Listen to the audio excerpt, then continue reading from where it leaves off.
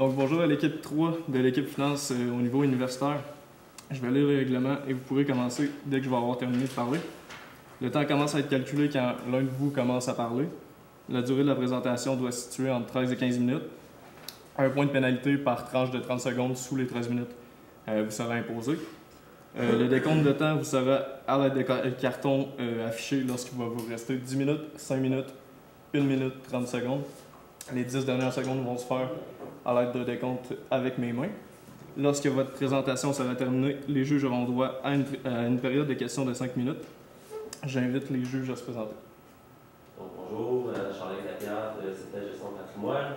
Je fais partie de l'équipe de direction recrutement et formation du centre financier, mais également de développer mon entreprise en matière de gestion des actifs depuis maintenant 4 ans. Donc, on segmente le marché des avocats, des notaires et des juges. Donc, voilà. Bonjour, Frédéric Vézinage. Je suis directrice stratégique pour un cabinet chez SFL Gestion de patrimoine. Je suis également directrice adjointe au développement des affaires et l'information des revenus chez SFL Gestion de patrimoine également. Bonjour, Mélanie Raymond. Moi, je suis directrice principale de développement de marché dans une caisse, la caisse de la chauffage chez Desjardins. Donc, succès à tous. Moi, c'est Félix Samuel, on m'appelle aussi le carré des finances. Dans le fond, c'est vraiment simple. J'aide les gens à passer du côté de l'offensive concernant les finances. Donc, je vous souhaite une bonne chance pour le concours.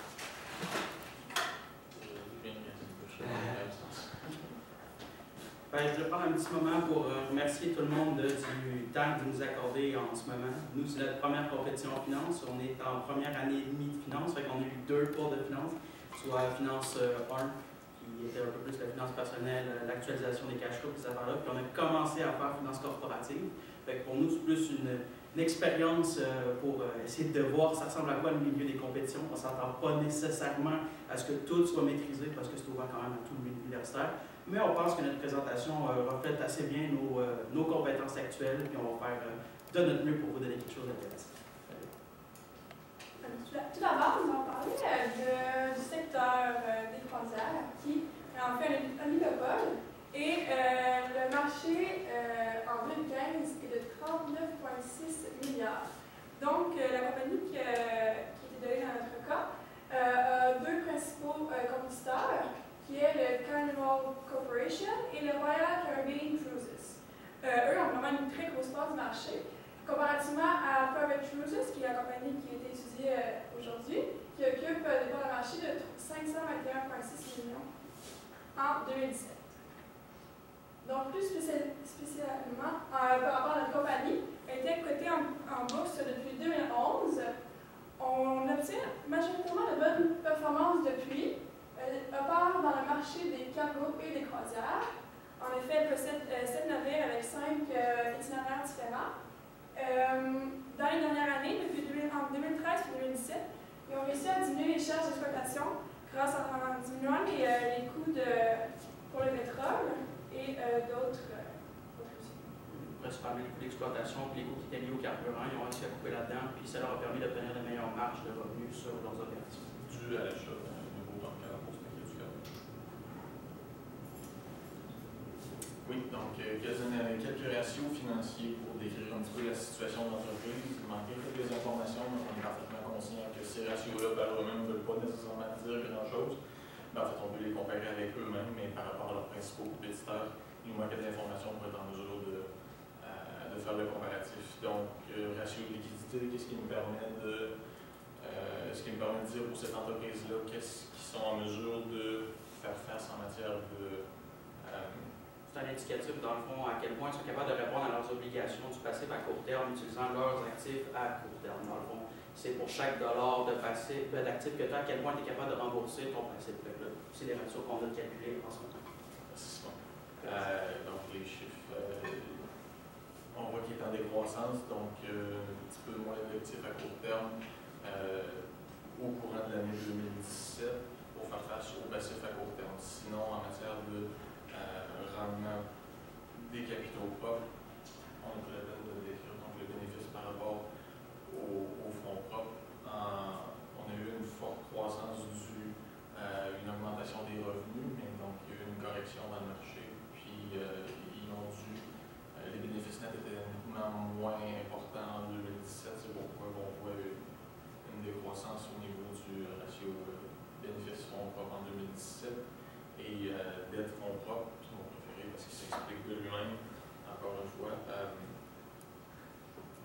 explique brièvement comment est-ce que la structure du capital est reflétée dans cette entreprise-là. On peut voir qu'on est plus financé par la dette que par les fonds propres, tout au long de la période d'analyse. Quelques autres ratios financiers par rapport au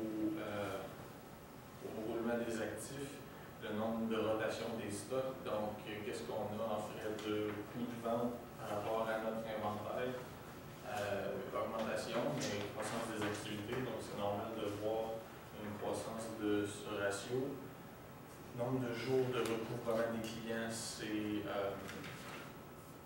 Dans le fond, c'est la rapidité à laquelle on est capable d'obtenir nos comptes clients, dans le fond, à quel point on est capable de les récupérer. C'est un bon indicatif de si on a de l'argent qui traîne dans les comptes clients ou si on est capable de les récupérer et les convertir en argent ou en encaisse, qu'éventuellement, on peut convertir en d'autres activités.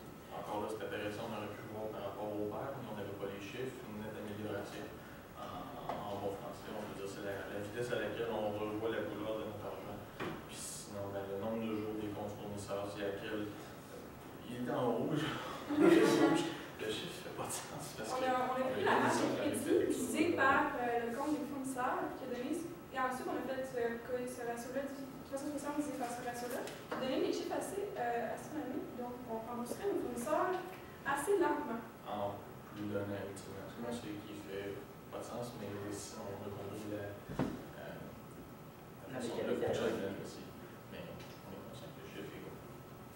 Maintenant, on va évaluer le coût des actions. Il y a deux méthodes principales. Donc, la première, c'est la méthode de Gordon ou la méthode avec les dividendes. Donc, on a pris la dividende future. Donc, on a pu voir dans les hypothèses que la dividende de l'année suivante est la même que celle de l'année précédente. Donc, c'est 10,3 millions qu'on a divisé par le nombre total d'actions. Et on a ensuite divisé par le prix du marché, qui donnerait un pourcentage de 4,62 %. Et ensuite, avec la deuxième méthode, c'est la méthode des CAPM. Donc, on a pris le taux de référence plus le bêta qu'on a multiplié avec le taux du marché moins le taux de référence, qui a donné 6,21 %. Et en moyenne, il faut faire une moyenne des deux pour avoir un résultat plus fiable, qui donne un RE de 5,41 %.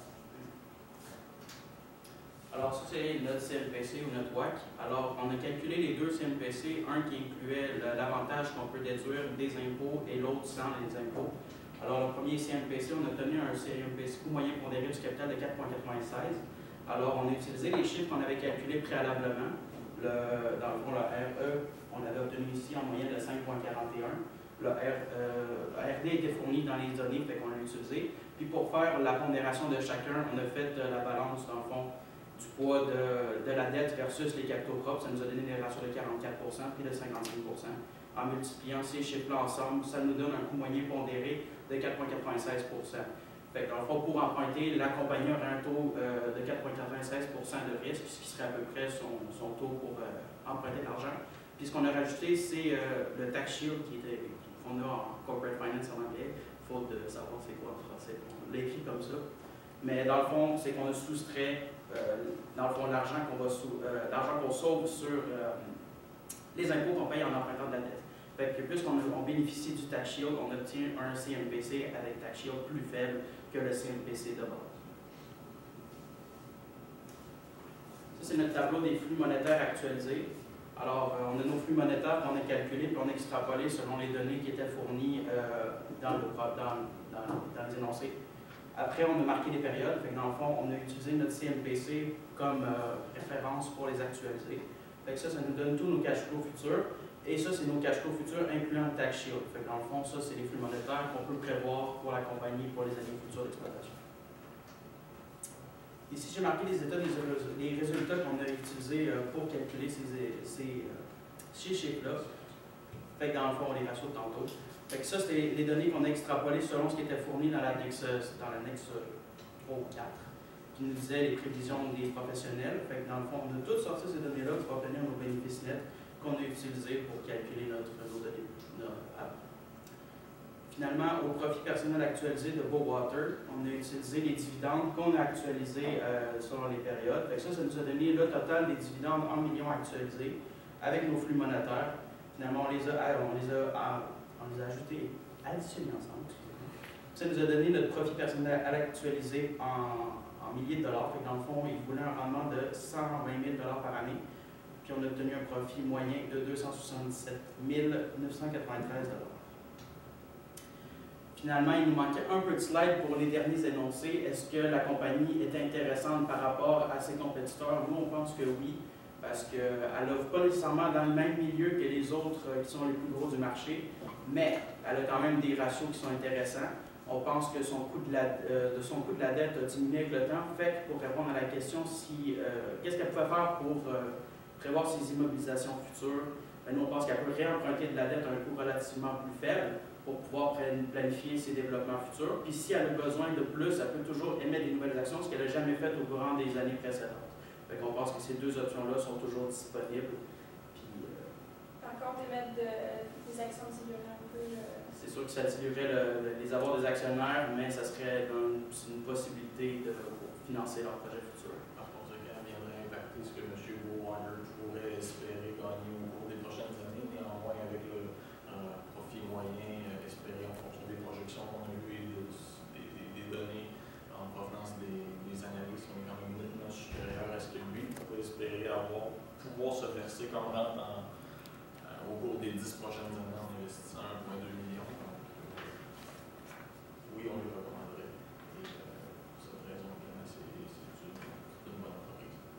Je sais qu'il reste 5 minutes, mais on n'a malheureusement plus grand-chose à rajouter. Je pense qu'on va juste perdre des voix pour notre temps plutôt que de dire n'importe quoi pour laisser une prochaine minute. Pour nous, ce serait terminé notre présentation. J'espère que vous avez trouvé ça relativement intéressant malgré nos connaissances limitées. On a fait de notre mieux, puis c'est une expérience qu'on a appréciée, qu'on va sûrement faire les années suivantes avec les commentaires que vous allez nous fournir. Merci, David. Des questions? Merci beaucoup. En fait, j'ai une première question.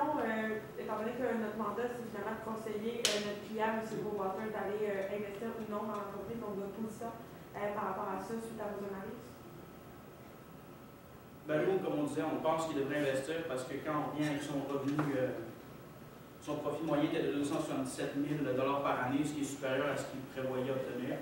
Mais, considérant, il y avait aussi certains énoncés concernant le risque relié au prix du pétrole puis aux investissements qui devaient être faits dans les années à venir, est-ce que vous pensez que ça pourrait diminuer le profit de notre client si jamais il y avait des investissements majeurs? ben, c'est sûr que s'il y a des investissements, les profits vont être dilués, fait qu'ils devraient pouvoir, les flux monétaires futurs devraient peut-être potentiellement diminuer. Mais c'est sûr que si on fait un investissement en capital maintenant, que la technologie change, puis que le carburant change, puis qu'en bout de ligne, ça change toute l'industrie, il y aura peut-être aussi des gains à faire. Fait que si on investit maintenant en recherche et développement en technologie, ça se peut qu'au long terme, le coût maintenant va être difficile, mais au long terme, ça va diminuer les coûts de production, fait que ça devrait s'équilibrer quelque part. On l'avait peut-être pas souligné, mais aussi, il faut considérer que Prime Cruise a par exemple un marché nord-américain. Selon les données fournies dans le problème, c'est le marché des croisières qui est le plus lucratif. C'est là qu'il y a le plus d'activité. Est-ce que vous pensez que ça pourrait être un risque pour notre client dû au fait que l'entreprise dans laquelle il souhaite investir est considérablement plus petite que les autres joueurs dans l'industrie? Donc, est-ce que ça peut poser un enjeu? Moi, je pense pas nécessairement, parce que je pense qu'il y a des gros joueurs qui se battent férocement pour leur part de marché, mais lui, il a le temps plus petit, il ne va pas nécessairement s'attaquer immédiatement aux parts de marché que les autres gros joueurs possèdent. Il y a moyen de se développer en faisant d'autres routes, d'autres escales, d'autres clientèles, pas nécessairement les mêmes que les gros bateaux, mais on pense qu'il y a moyen de se payer son propre chemin parmi son milieu. Donc, vu qu'il est petit, il y a une plus grande possibilité. On voit aussi que le marché des croisières augmente la dernière année, donc il y a juste à trouver une nouvelle clientèle, comme tu as précisé, pour pouvoir augmenter son chiffre d'affaires.